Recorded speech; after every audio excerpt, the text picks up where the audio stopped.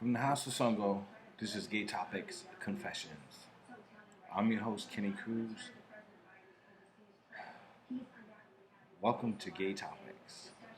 Remember, you're always in the mix with Gaytopix. This is Gaytopix Confessions. These are real life stories that have happened to me. There's nothing fake or fabricated about what I'm about to say. These are true events. These happened to me living as a gay man. This is my story. Everyone in the LGBTQ has a story. This is my story. Again, these are true, actual life experiences that I had living as a gay man. Some may find what I say disturbing or offensive, so viewer discretion advised. Again, you're always in a mix with Gaytopix. This is Gaytopix Confessions.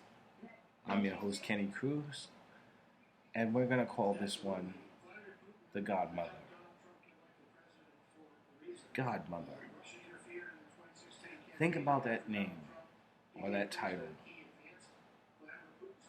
It's like your second mother, someone you respect in that high like monarch, someone who is there like grandma, or your aunt, someone who's gonna be there to protect you when situations happen and when you need someone holy like your godmother to protect you from what was going on in the world and the negativity. And I never had a godmother. I remember my mother referencing these people, but I don't physically remember like actually meeting my godmother, and knowing who that person was. It was just I was stuck inside a room. Again, no one really knew I existed. So why would they even offer to be godmother? But then I think about it, and they know the pattern of abuse that was happening, so that would be a perfect opportunity for them to step up to the plate and take me away from that abuse, and physical harm and dysfunction and torture. But no one ever really did. So I never had a godmother. And this whole series of what I'm doing, and I'm recording these events, which is why you see me in different settings, because I'm going through a lot, and I'm talking about mental health because people seem to have this stigma on mental health. It has nothing to do with your brain. There's nothing neurologically wrong with you. There is something neurologically wrong with me because I did that to myself. So I know there's nothing I can do, and it's what I have to live with. Again, these are scars. They're like stretch marks, and people get tattoos and things like that. And to me, these neurological effects that I'm having and the ability, I've actually had a very difficult time signing my name. And I used to sign my mother's name. That's how well I used to write. And I used to write very well. The fact that I can actually copy my mother's signature and the way she writes, to fake, going to school, and the absent notes. It's just, I look at what I write and it's like scribble, you know. I don't want to get up to show you because I'm here live and I'm talking to a camera and I don't want the camera to stop recording me as I'm talking, so please, again, this is unscripted. I'm just being real and honest, and these are true life events. And some may find what I'm saying is disturbing, but this is what happens when you become me. Ah, is there something wrong with me? Is there?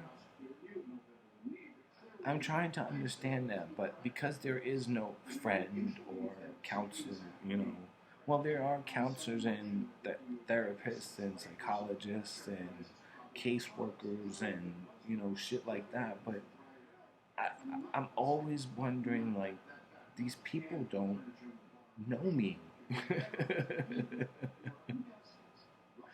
Even with fans, my fans don't know me. And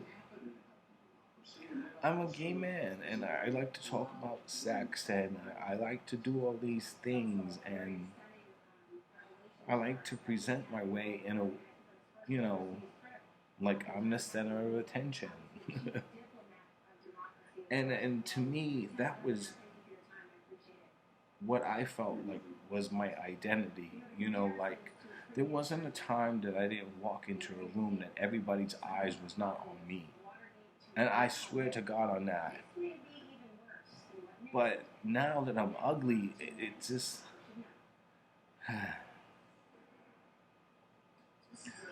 it, let's not lose focus off of that.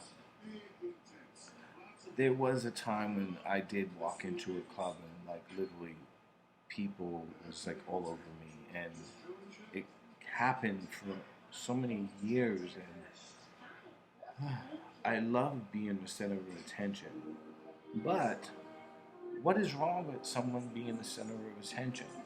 Are they being obnoxious or in the way? No, they're actually looking for attention. So they tell you their story, and people find it that you have a mental imbalance, or something is mentally wrong with you and you have a mental illness. It I hate that stigma, because if it wasn't for people's reactions and things that they do, I wouldn't be this way. Like, come on.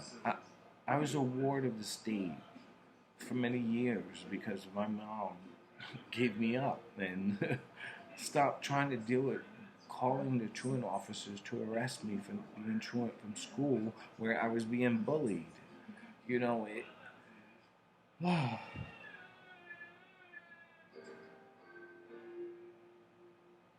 This is my life. These are actual events. These happen to me.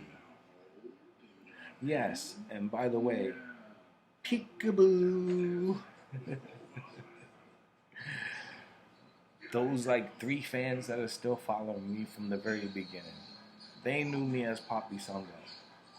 I bring Poppy Sungo up because I am not Poppy Sungo anymore. I made that perfectly clear on December 18th, 2018.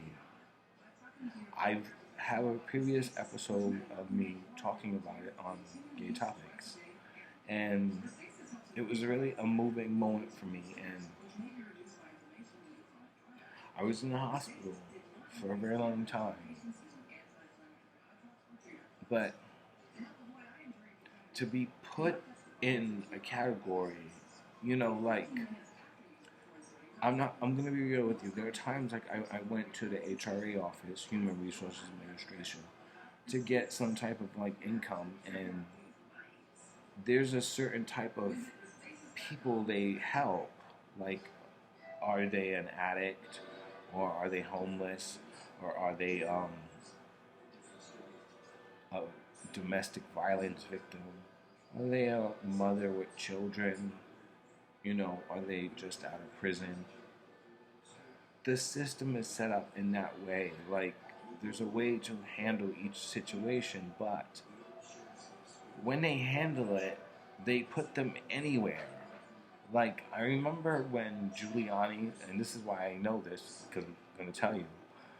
I remember when Giuliani was mayor, he literally made people who lived in the shelter find temporary housing or transition into housing only in the Bronx. You couldn't. There are 5 boroughs in New York. I'm not sure about Staten Island. I'm not sure how many people want to live out there because you got to take the ferry. I'll be mad though if I had to take a boat every single night. Yeah. In the morning, like to work though, like it's different. But at night, like after a while, I would have to stop taking the ferry because I would end up being seasick. And then you have.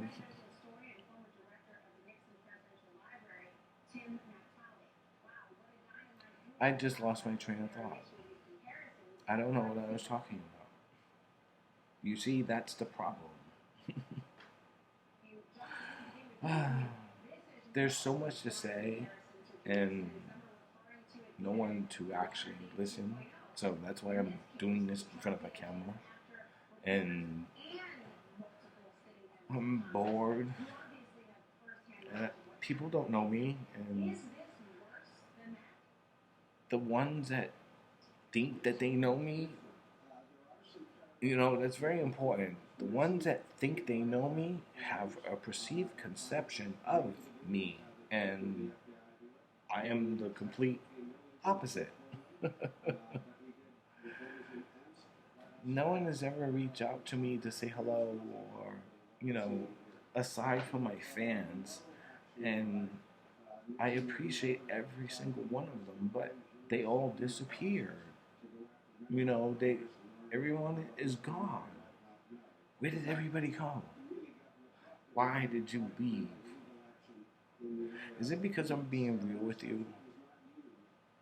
That's what's really disturbing. Am I disturbing? No, seriously. Why would you feel that way about me? Anyway, so I did go on another tangent. I'm sorry. Again, this is unscripted. This is real shit. I'm talking to a camera, and it's just recording as I talk. So this episode is called "The Godmother." The Godmother. Do you remember that show? It was a movie actually, where like the the mother of she had 3 kids, and she moved into her mother's house, and the mother like made an arranged marriage for her, and she had to hide her kids in the attic. It was called Flowers in the Attic. That is literally like my life. And given my past episodes, I really feel my mother was trying to kill me. And as a grown man, it's not disturbing, but it's criminal.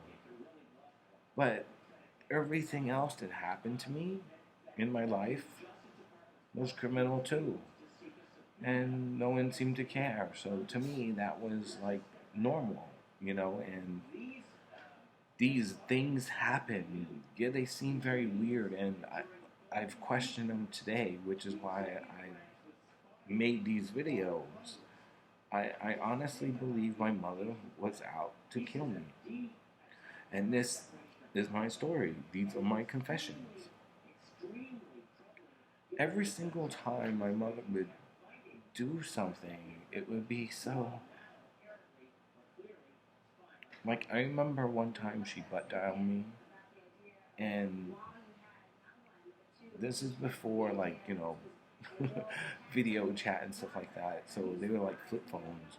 But she must have butt dialed me and left the phone on, and it recorded a voicemail. And the voicemail was literally of her being pulled over by the police. And the police were like, "Are you okay? Because you're waving back and forth in the traffic and, acting really erratic on the road. And we're, can I see your driver license and your registration and stuff like that?" And asking her, had she been drinking? And she adamantly refused. "Oh, I've never done anything like this before. I don't know what's going on." As I get to it, the reason why she wanted me to work and to pay her rent, because I was the only one in the household working, was to help pay for her insurance premiums, because every time she was pulled over for being high on her opioid drugs and, Oxycontins and fentanyl and menthol and shit like that, whatever the fuck she was on, we never really realized it until it actually, you know, until actual years later. And I try to be honest with everyone. This is my life. People don't know me and care about the life that I've had. But, oh, you have abandonment issues. You know, you you have self-esteem issues, or you're not confident enough, or you lack confidence. And it's you know a pity party. Woe is me. And I don't think it has nothing to do about woe is me, but the fact that you even see that there is a woe is me and a pity party. Wouldn't you, as a human, want to extend help and guidance to get them out of that woe is me and pity party? I know I would. That's kindness. That's humanity. That is respect. That is acceptance. That is love. And every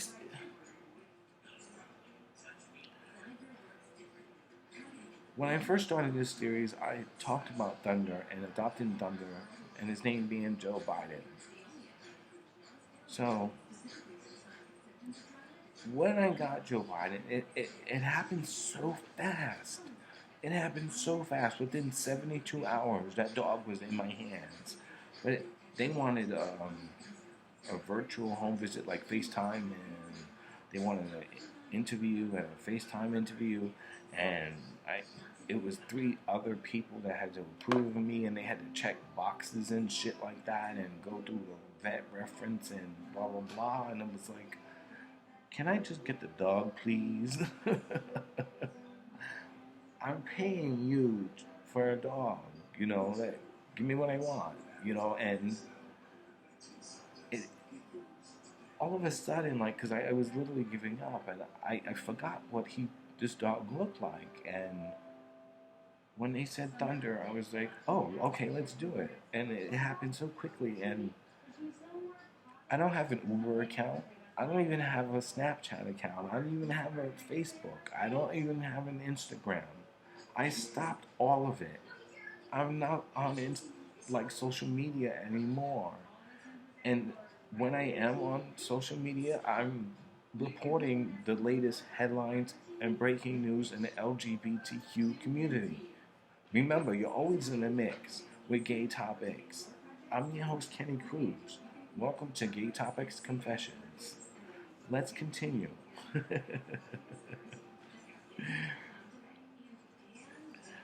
So, I never really had a godmother, and when Thunder happened, it happened so quickly. Like, we were literally in the parking lot, and then we snatched the dog from one car to the next. They didn't even give me a leash or food like every other adoption or rescue agency does. They just chipped them and was like, okay, bye. It was like a drug deal. I felt like I was on Law and Order or some shit, you know. But I was happy to get Joe Biden. I really was, and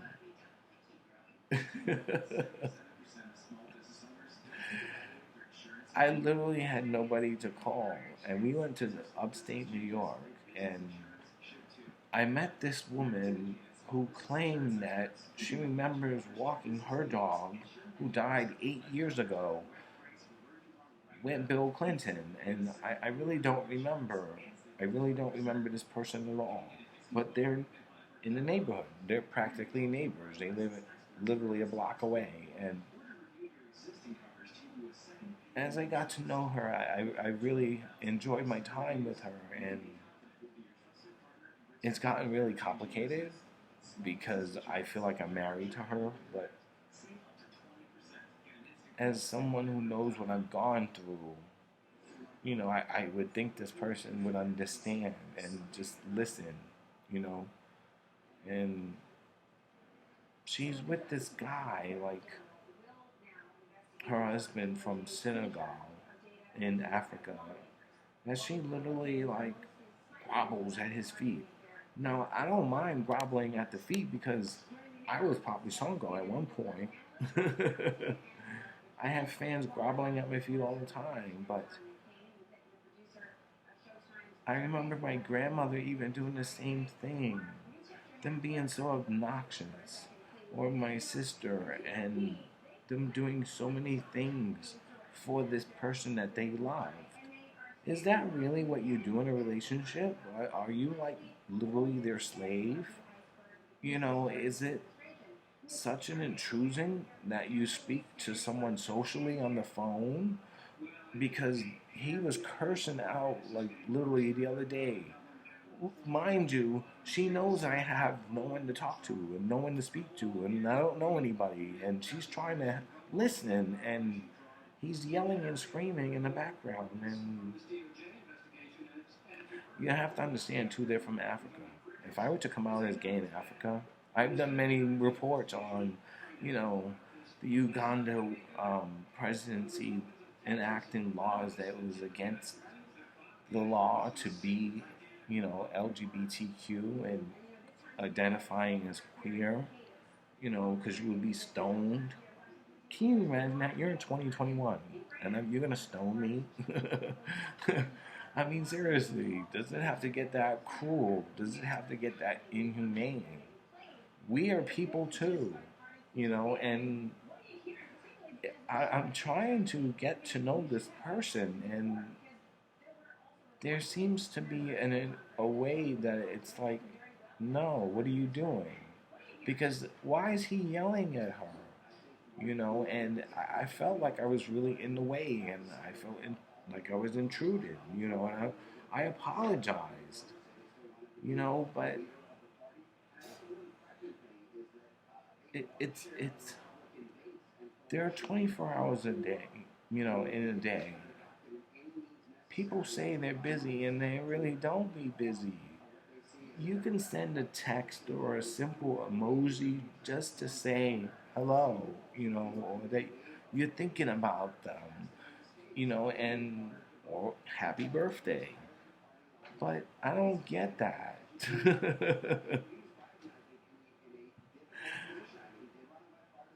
I'm struggling with my identity. I don't. If I'm myself, people don't like it. If I'm gay, people don't like it. If I'm a Debbie Downer, so be it. Or I think negatively, people don't like it. But no one has offered to show me a different light, a different perspective. Yes, people have always told me. Yes, people have always told me that I look through life through a different lens. I'm blind as fuck because I'm 50, 50 years old. But the way I see life, I don't see it any different from someone else, and to put it in the category as mental illness, it's like you're giving me you're labeling me and putting me in this category, and I'm not that type of person, and when I was in the HRA office, it was people who really needed the services and were addicts and were homeless, and but so was I, and I was put in the same category and treated in the same manner, like, oh, go to this line, or you have to wait, and oh, you make too much money, you have to prove this, and you have to do that, and you're denied this, and you got to go to a fair hearing, and I'm like, what?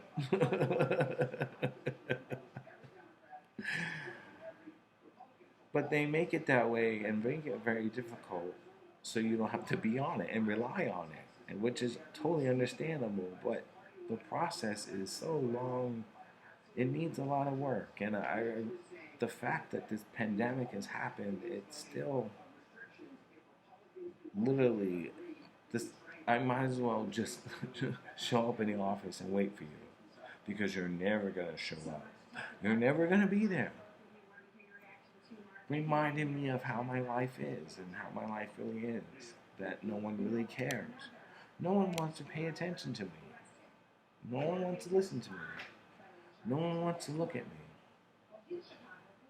I can see myself now, and there's a big difference. I'm not Papi Songo. I'm not Papi Songo. And that's what's really hurtful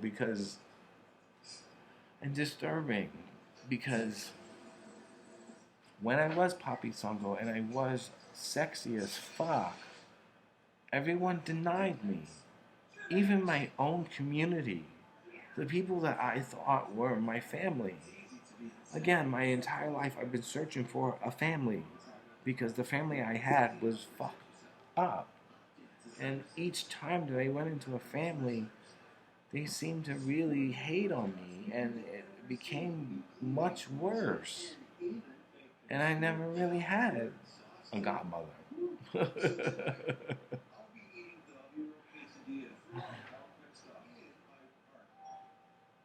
So this woman steps up and says, I'll drive you down there so you can pick him up. We went to West Bumblefuck in upstate New York. Mind you, I'm in Manhattan. She had to go through New Jersey on the George Washington Bridge and then come back down to get to the location of where we were going to pick up Thunder. And it was in the Kohl's, a Kohl's parking lot. I never been to Kohl's. What's a Kohl's?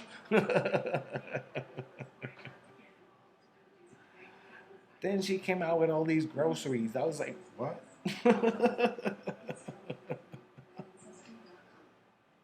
My driver, who I'm commending being as a godmother, I'm going to reference that in a second. My neighbor, who I've been getting to know, and I've had a problem with her husband because he's from Africa, where they don't accept anyone being gay. So he dislikes me, but I have to deal with her, and it's only limited, and she understands that things are going on with me, but can't. She can't comprehend herself, because it's like more pressure on her to step up and be the person there, because she has to be there for her husband. That's a given right. But everyone that I seem to know in my lifetime, every time they've gotten in a relationship, and it's usually the guys I've dated at least, the very next person they end up getting with, because I tried to be friends with them, ends up being their husband, and I never hear from them again. So I find that very hurtful, because even if I am a friend, and maybe you possibly think of me sexually, that was fine, because I was sexy as fuck. I was a porn star. I went to the military. Come on, I was sexy as hell. I may not be sexy anymore, but I was sexy at one point, and this is the whole story and my confessions on why my life is this way. These are actual events. These stories happened to me. Please understand, everyone in the LGBTQ has this story. This is my story. Living life as a gay man. Remember, you're always in the mix, the Gaytopix. So, this is Gaytopix Confessions. I'm your host, Kenny Cruz. Welcome to the Gaytopix Confessions. We're still on a story about Godmother. So,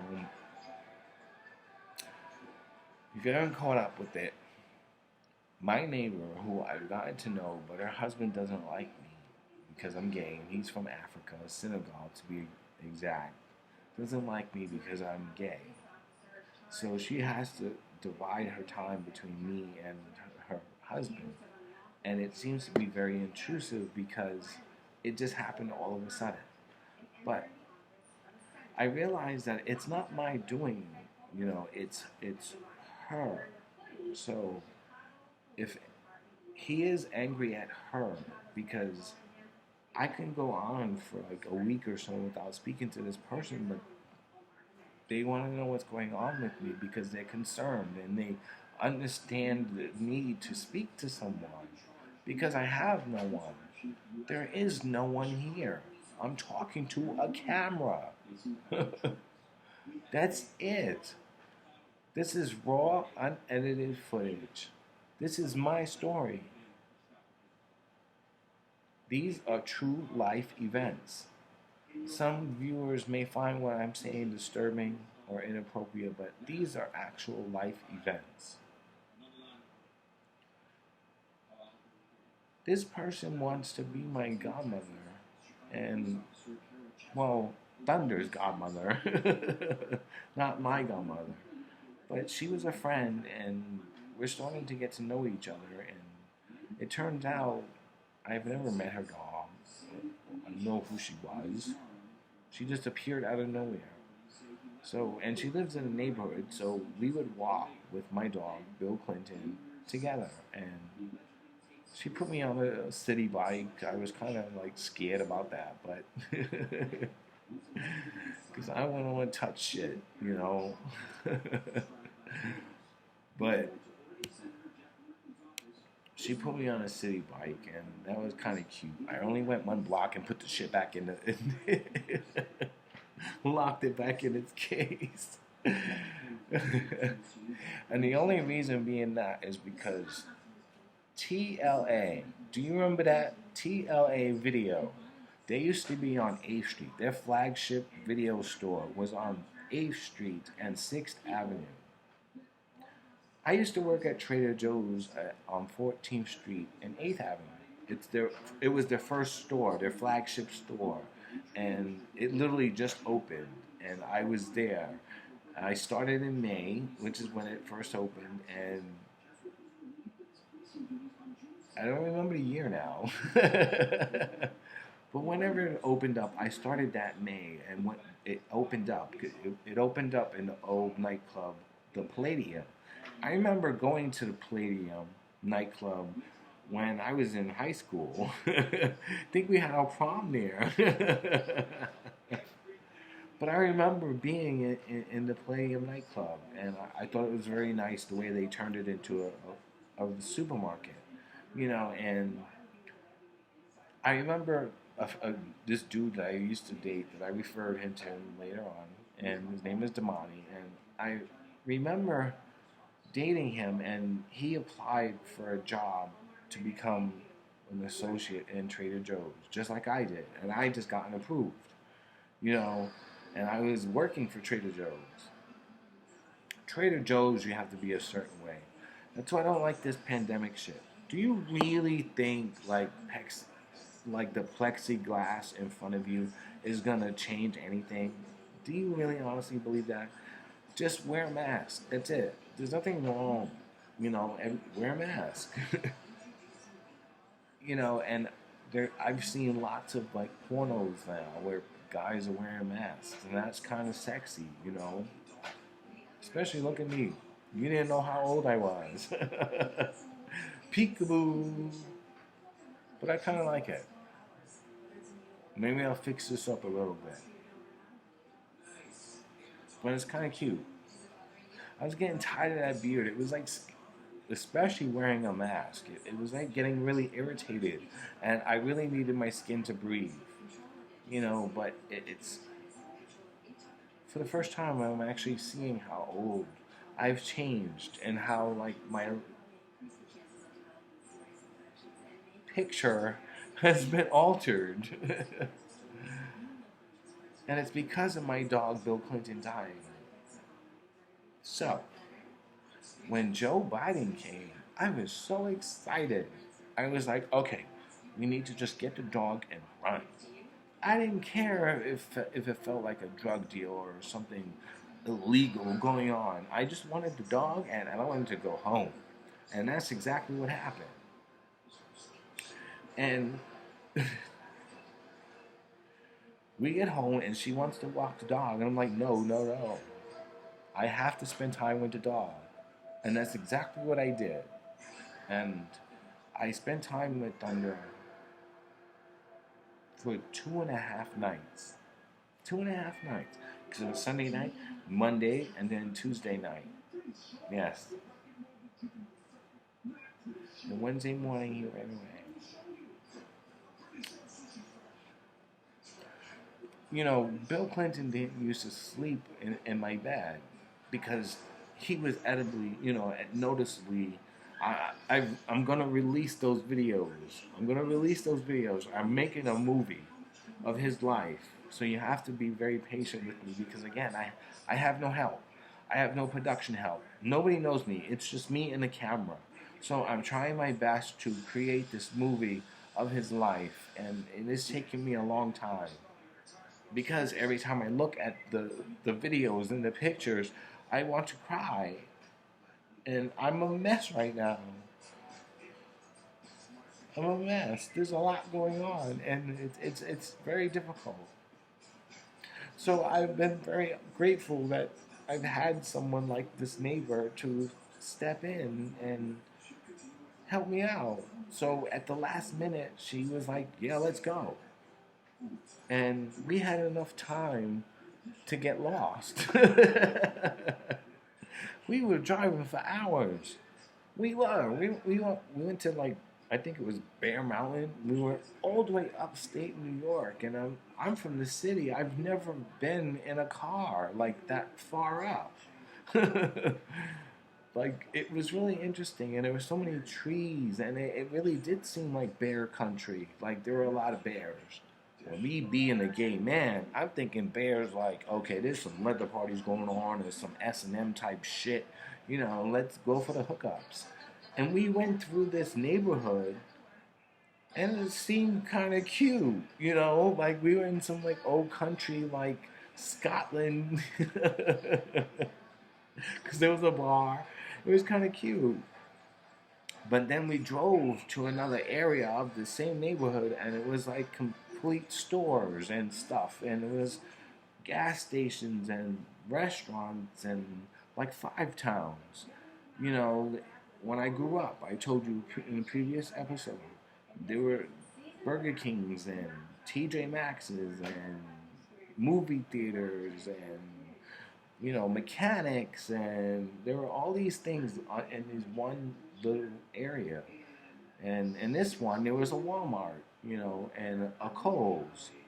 And we ended up driving to Kohl's, and as we're in the car now, everything has been transactioned, and the dog is mine. We're sitting in the car, and she's rushing home now to get to her husband because the exchange took long time.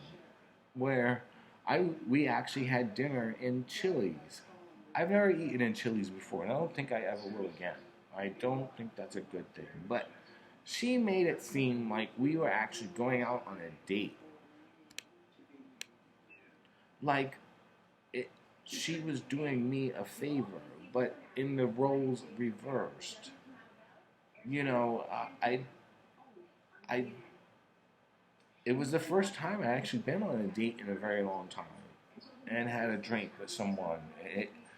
It felt really good, but I was anticipating adopting Thunder, Joebiden, and I didn't think about anything else. In fact, while we were sitting down having the drinks, I went over the conversation, the contract with her, and I was making sure the adoption process was legal, everything was perfect, everything was fine. And she said, you know, if anything goes wrong, you can call, make sure that I'm there. And I was like, what do you mean? She was like, I'm his godmother. And I was like, oh, okay, so you care about me enough and you want me in your life as your friend that you will actually be the godmother to my new son. Me being as a gay man, or any lesbian, or anyone in the LGBTQ community knows that their pet is their child. So, you being the godmother to my child, I felt that was like an honor. Like, okay, how many favors do I have to give you now? You know, and it kind of felt cool, but we we had to get in a car, and she was like rushing back to the city, and we took this different way, and she got back to the city real quick, and I was like, yo, and then she couldn't find parking, and I had to get out the car, and he got out the car, and once we got out the car, you know, she wanted to take Thunder, and I was like, no, let me hold him, I gotta walk him, and we got home, and I let him chill. I gave him some food and some water and some treats, and I talked to him for a little bit, and I let him be. I think I was watching Evil Lives Here on the ID channel, and I just let him chill. But the next day, we went out and I introduced him to people. People were excited to meet Joebiden. They were really excited. They were really out there to meet him. Well, people that I remember at least, and that's only like one. But every time that I introduced him as Joebiden, people were really intrigued by that. It was like, oh, that's a cute name, you know. And I'm gonna miss that name. But she said she's gonna be the godmother. So this whole process with the rescue, stealing the dog from me and never returning it, making me feel like I'm waiting for the dog to return home. I know Thunder Joebiden, you know, is Joebiden is in a good home. He's in a good home. So as I continue to wait, she can continue to encourage me and send me to like links to these houses and rescues and stuff like that. But the application process was so much, and it was like I was taking the SATs, and I was like, why do I have to answer so many questions? Just give me the fucking dog, you know. And there was another one where I end up signing adoption papers. So he's coming. Apparently, he's coming. We'll see. And she claims that she's going to drive me. But what happened today, I don't think that's going to happen. And that's really going to hurt me in the process because I need someone there to reference me as a good dog owner when I pick him up. You know, and the fact that I don't have anybody, caseworkers aren't going to go out there. A psychologist is not going to go out there. Even my own doctor's not going to go out there. Again, these are all people that I know, and they don't actually know me. You understand? It's very. I'm not Papi Songo. I'm not. He's gone. I made that perfectly clear in December 18th, 2018. I killed Papi Songo, the porn star. What everybody did to me was really horrific. And I tried and I explained and I pleaded and I begged for people to work with me and to respect me, you know, and to appreciate me as a legend and hook me up or look out for me, and we're family, and you didn't do that. Even with the police academy and the NYPD, they didn't look out for me. The military too, they didn't look out for me.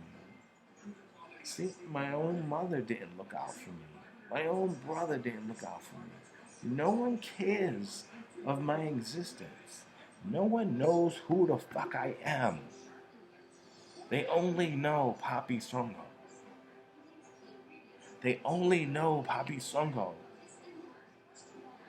That's sad. What you think is I'm this horrible whore that lays him out his nakedness all over social media and the internet. So what? That's a job. Kim Kardashian did it. Stormy Daniels did it. Raheem Shabazz does it. D'Angelo does it. Come on, everybody does it. OnlyFans and Just for Fans were created for that very reason. This is a common thing. But it's hurtful because when I did look so beautiful and so sexy, no one cared. No one cared. No one wanted to hug me. No one wanted to touch me. I was in so many rooms full of naked men, and no one wanted to touch me. Yes, Trey was there as my bodyguard. He'll beat your ass. But when Trey was there, he would allow certain people to come and touch me, and I'm like, okay, come on. And I remember I was at Pulse. Yes, I was. I was at Pulse nightclub. I actually hosted an event there. And I was at Pulse nightclub, and this fat dude, or many people maybe, dispute as being fat, and I have to agree, he was very obese and large. And here I am, very muscular, in in basically underwear, you know, that had my dick hanging out. Laying there with my arm up, looking all beautiful and sexy for people to come and sign or take selfies with me, and he came up to me and started sucking my cock. Now, me being the person that I am, how many times would that person, because he is obese and outcast and judged and criticized and neglected and just shunned upon, get the opportunity to suck someone beautiful like me, like a god, and they respected and everybody had every attention and eye on me, the opportunity to suck my cock. Now, this was like Cinderella. Come on. I was like, okay, let's do it. And I let him suck my cock for a minute. But because I did that, remember, I'm at Post Nightclub. And one thing I love about being Papi Songo was when I was Papi Songo, I changed really quickly. Like, I changed outfits, and people were like, yo, weren't you just wearing that? Even when I was dancing in the club, people was like, wait a minute, you somebody different? Whoa. But it's true. Whenever I would go somewhere, people were like, why you change so fast? But that's what I loved about being Papi Songo. Is you had to catch up. And I was always changing. And when I changed outfits after the do with sucking my cock, I went back to change outfits and then came back. And it was like I didn't exist. It was this black party, like blackout party, I should say, where the lights would go out, but everybody had like glow sticks of the colors of the rainbow. I knew the dude who made the rainbow. His name is Gilbert, and Gilbert Baker to be exact. And he lived right over here. He was a neighbor of mine, and I remember him. And they were the colors of the flag, and each color represented something. Like blue is you were top, and yellow meant that you're into piss, and red meant that you were open to anything, and purple that you were free, or verse. I think it was. Yes, I think it was verse. and so on and so on. You get it. And I put my thing on, and I changed outfits, and my outfit that I had was hot because I took like a scarf and I wrapped it around my like waist, and it was hanging down, with its long sleeves against my side of my leg, and I had a harness on my chest, and I was beautiful as fuck because the gold band on my wrist matched the gold chain around my neck and in my earrings. It was, and on my hat it said obey, and in gold, and I was very sexy. I really was. And again, this is what makes me like question things, because here I am hosting this party, but no one's giving me specific instructions on what to do or who to meet or who to interact. I'm only basing my experiences, or my things that I'm acting on the experiences that I had. And I've been in situations where fans have gotten really out of control or whatever it was, and where people were touching me inappropriately or sticking stuff inside my hole. And at this particular location, I expected that, but I also had my bodyguard with me. But there were also people coming to me, respecting me as Papi Sungo, and taking selfies. But it wasn't until I got with that fat dude that it just stopped. Again, I changed outfits. I didn't know what was wrong. I thought I was sexy as fuck. And I was like, okay, no one's looking at me now. And I know there's more people here because they know I'm here. So what's going on? It was like maybe an hour or two, and then I went and changed outfits again. I changed outfits again.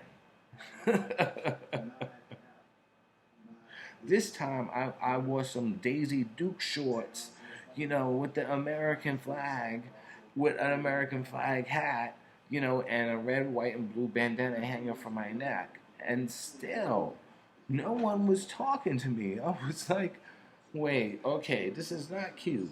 This is not cute. Do they not know it's me? Hello? Where is the guy who like literally bought the plane ticket and is hosting me, driving me back and forth, to the hotel, and putting me in this people's presence, and like, what should you do? And I started dancing, but it didn't help because people didn't tip me.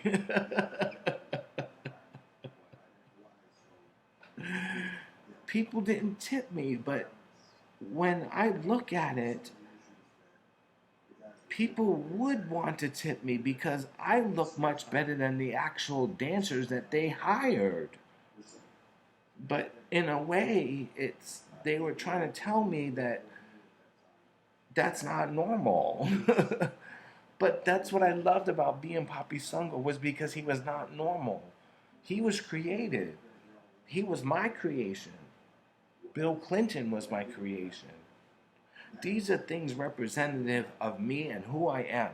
And it's really sad and unfortunate that people can't see that in the fact that he is representative of me and is a reflection of me.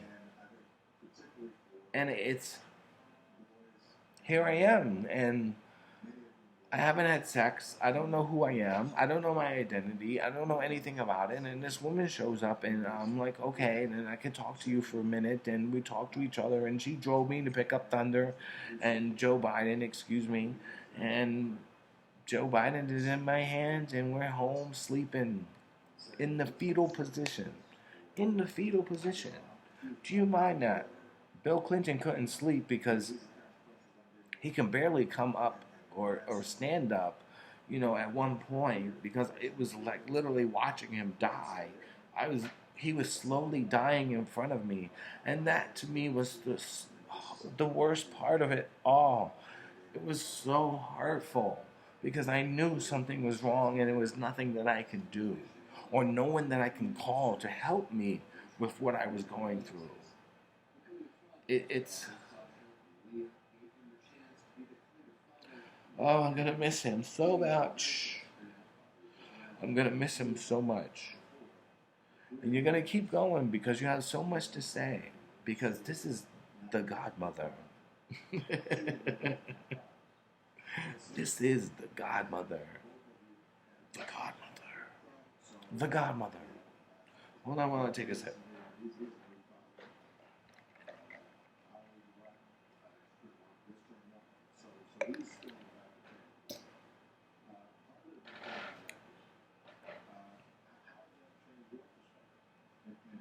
So, Thunder's in my house now, and we're chilling, and I let him sleep because he didn't want to be bothered. He had a very long trip, and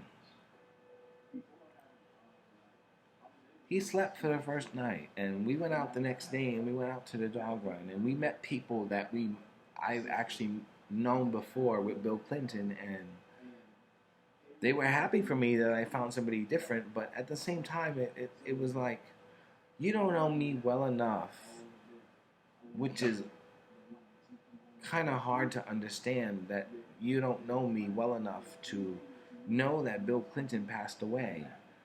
You know, the fact that I saw you so many times walking Bill Clinton, you know, I should at least gotten your phone number, or I should at least be able to text you as a person, you know, that we've gotten that cool with each other.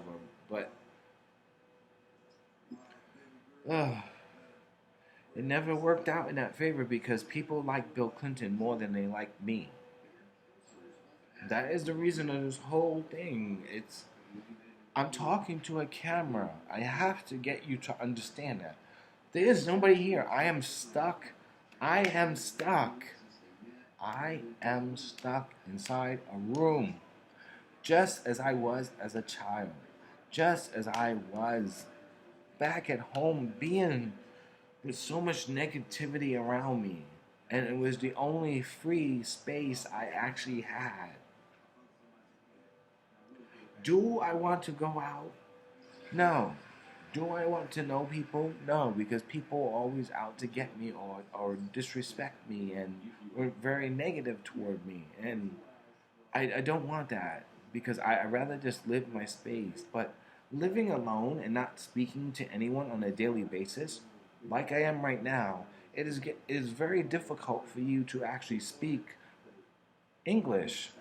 You find it very difficult in your words, and it's very difficult to comprehend or understand what it is that I'm trying to say. And there's so much for me to say that you don't have enough time to listen, you know, or you're not even listening to when I'm talking, you know, or you just avoid me altogether. There's why me? Why?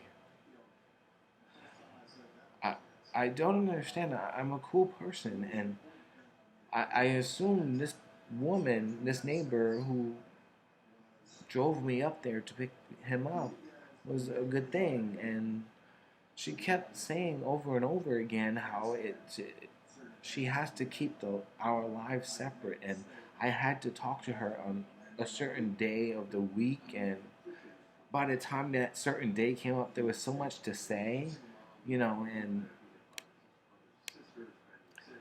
on the day that Joebiden, remember his name is Joebiden.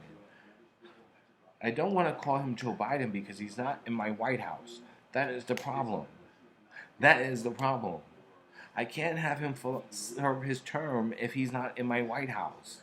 You can't be president if you're not in the White House. It's just that simple. Like, yeah. Anyway, so she claims that she's the godmother, but when the dog was taken away from me, when he ran away, you weren't there when I called you. Yes, it was pretty early in the morning. It was 6:30 in the morning. But when I called you, you should have been able to pick up. And you actually have a car. We should have went looking for him. Instead, I actually had to call the police. And to me, that wasn't really like you were being my friend or you understood what was happening, because literally, 2 nights before, you were there when I picked him up. And it really hurt me, but I was still grateful that I was able to speak to her. So it didn't really bother me at the time. But I don't think that was friendship or loyalty enough for me to respect her as a friend or a godmother. She's not my godmother. There have been people I've actually called mother because of my dysfunctional family and my mother being the way she's been in her entire life. They're, it, you can't be deserving of a title if you're not, if you haven't experienced enough to be in that role. And I hate I hated that she said she wanted to be his godmother, because then that kind of put me into a good relationship with her, thinking that I can be who I am as a gay man, be her friend. But each time that I spoke to her after the whole entire ordeal, if you're the godmother, you should have put some bibbity bobbity boo bullshit. Bibbity bobbity boo. Bibbity bobbity boo. Bibbity bobbity boo. Bibbity bobbity boo. You're fucking, you're the godmother. Hello. Why haven't you actually done something to get the dog back? I was literally crying to everybody. Well, everybody is nobody but the camera. And previous episodes have me literally in fucking tears, crying for a fucking dog that I'm never going to get back. And I have to realize that Joebiden is gone and he will never serve his term. And that's really hard. It's hurtful, because I thought he had it. I thought he had it. I thought he had it. With so many people wanting to adopt pets at this current time, it's been really hard to even get the pet that you're actually looking at in the picture. And she mentioned to me, like, do you really think this is a good dog? Do you really want this dog? And I'm like, okay. I've looked at the picture, and these people are coming out of nowhere all of a sudden, because I've already applied to like 10 applications, and they're all getting to my adoption application at that particular time, and it just seemed to happen cohesively, and they were all hitting me up at once. Again, I'm not on social media. I don't get any like Instagram notifications or Facebook notifications or anybody inboxing me, or I'm on Messenger. I don't know any of that shit. So there's somebody that's talking like all this shit. I'm like, what's going on? And it's just, she was there and she was like, okay, I'm going to be his godmother. And I'm like, okay, if you're his godmother, get him back. Get him back. She just bought a new bed, and the new bed costs like $4,000. $4,000, and it goes up and down and vibrates and does all this bullshit, and it's cool and heating, and it does all this bullshit. But yet, you couldn't get the dog for me, and you know that I can reimburse you for the fucking payment that you pay? So that was like, okay. So I went on my own, and these people continued to hit me up. And each time they continued to hit me up, I had to tell my story all over again, just like I'm doing now. And as I'm telling my story over and over again, each of them are compelled and want to help my story, but I still have to give the donation. That's fine. I understand that. Every dog needs their shit, and you just neutered my dog and gave it all its shots. So I'm very grateful for that. And it does help out a very lot, because it saves you a lot of money. So you have to be respectful of the rescue people and what they do for the dogs. And but at the same time, as an Army veteran, Sergeant Cruz. That's right, my name was Sergeant Cruz. Sergeant Cruz. I may not look like a sergeant to you, but I fucking was. Bitch. No, you think I was acting like that? Let me see if I could do it. Let me see if I could do it. Hey, Drill Sergeant, this is Sergeant Cruz. Nice to meet you. No, Joe Sergeant. Yes, Joe Sergeant. I don't know, Joe Sergeant. Sure, Joe Sergeant. Thank you, Joe Sergeant. Bye, Joe Sergeant. You're literally like a robot. You're literally taught to do this act a certain way and do this certain thing, and that's how I was, and that's how I knew I can be a police officer or a flight attendant or an assistant to a CEO or a personal assistant to a celebrity. I knew what it was to do my thing. I knew what it was to commit my time and energy into being that person in that role. So when she came to me and was like, I'm going to be his godmother, you haven't stepped up to the duties as a godmother. Like I said, she could have done some bibbity bobbity bullshit because she knew what the dog meant to me. She knew what Joebiden meant to me. She knew what Joebiden meant to me. And yet she couldn't get him back. She couldn't get him back. Neither could the super. Now, I'm not going to blame this on the super because the super could barely speak English, but he does understand because he's the only one with the key to my apartment. Mind you, that's an actual fact. My super is the only one who has a key to my apartment. And he knows when to come and when not to come. And he'll call me before he actually enters my apartment. And the only reason why I gave him keys to my apartment it was because the day I committed suicide on October 18th, 2018. December 18th, 2018. Excuse me. I'm thinking of my birthday. Because every time my birthday comes around, that's when I get into this depressive state of mind. And it's been like that for years. And I always think like it was between my birthday and Valentine's Day.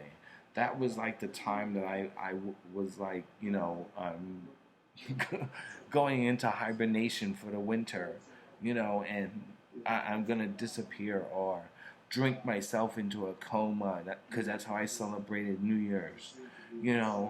I was just, and be by myself, just me and my dog. Just me and my dog.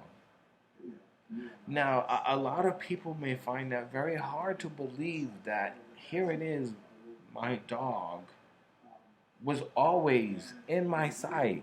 Remember, we all look through life through a different lens.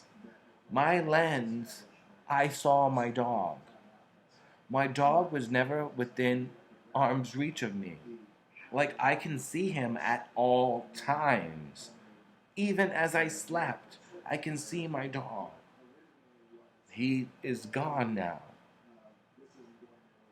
This happened for 21 years. 21 years. He is gone. He is gone. And now Thunder ran away. Joebiden, excuse me. You see, I have a problem with calling him Thunder because, or even Joebiden, excuse me, because he hadn't served his term in the White House. And if he did, his term was very short. And I hope that's not a reality of what's going on because me naming my dog Bill Clinton, I've seemed to be on point with my politics. It includes the former one-term, twice impeached, former disgraced, president of the United States. So it is kind of like an awakening for me, but it's also been very hurtful because my life had been altered. There's no longer a routine. There's no longer a thing that I need to do, and I don't even feel the need to go to the gym.